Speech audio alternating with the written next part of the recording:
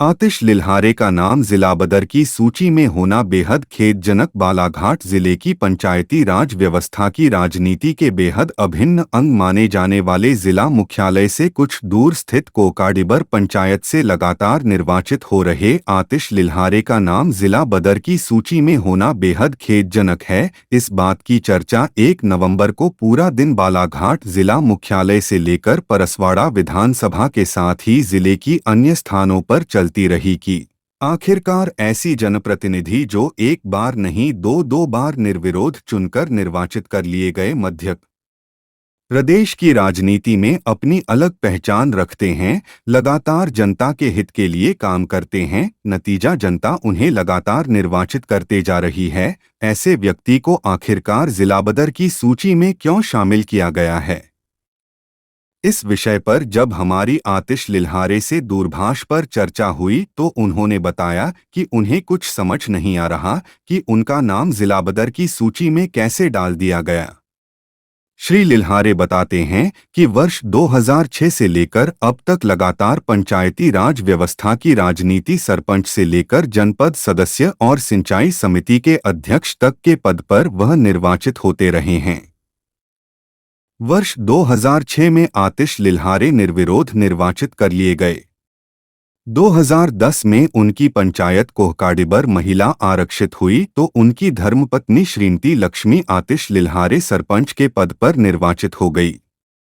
यही नहीं, आतिश लिल्हारे और उनकी धर्मपत्नी लक्ष्मी लिल्हारे के कार्यकाल को देखते हुए 4 गांव की जनता ने वर्ष 2017 के चुनाव में श्रीमती लक्ष्मी आतिश लिल्हारे को निर्विरोध जनपद सदस्य निर्वाचित कर लिया।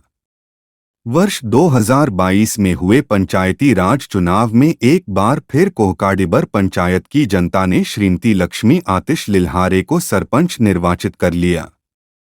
यही नहीं, आतिश लिल्हारे किसानों की बेहद खास माने जाने वाली सिंचाई समिति के अध्यक्ष भी रहे हैं। आपको बता दें कि यह समिति बुजुर्ग किसानों के द्वारा बनाई जाती है, उन्हीं के द्वारा सदस्य बनते हैं और उन्हें में से चयनित एक सदस्य को अध्यक्ष नियुक्त किया जाता है, जो क्षेत्र के 10 गांव के किसानों से मिलकर बनती है। मतलब आतिश लिल्हारे की छवि युवाओं के साथ साथ बुजुर्ग किसानों के बीच में भी बहुत अच्छी है। इस बात से आप समझ सकते हैं कि पंचायती राज व्यवस्था को स्थापित करने बेहतर कार्यकाल की वजह से कोहकाडिबर ही नहीं आसपास की पंचायत में उनकी छवि कितनी बेहतर है, या कहे कि पूरे बालाघाट जिले में कोहकाडिबर पंचायत अपने बेहतर कार्यकाल के लिए पहचानी जाती है। उसकी बड़ी वजह आतिश लिल्हारे और उनकी धर्मपत्नी श्रीमती लक्ष्मी आतिश लिल्हारे हैं।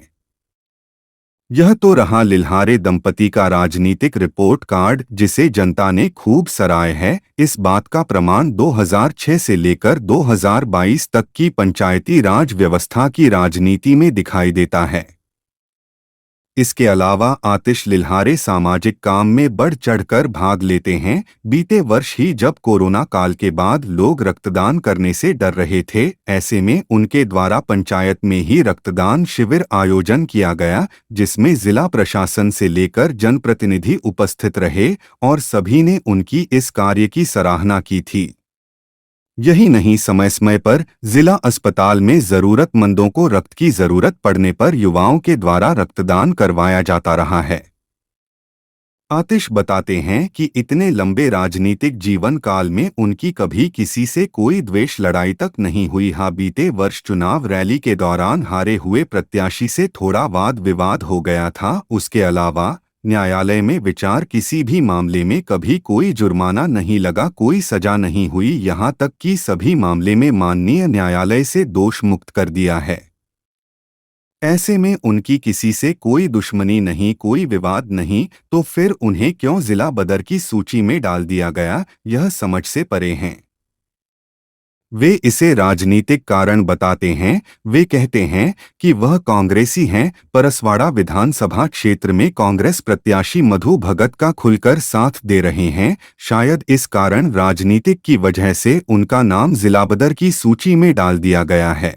देखना अब यह है कि 2 नवंबर को जिला प्रशासन के समक्ष होने वाली पेशी के दौरान क्या जिला प्रशासन कितने अच्छे पंचायती राज व्यवस्था के राजनेता को जिलाबदर कर देती है, या फिर उनका नाम इस सूची से बाहर करके सहसम्मान उन्हें घर जाकर पहले की तरह जनता की सेवा करने को कहती है।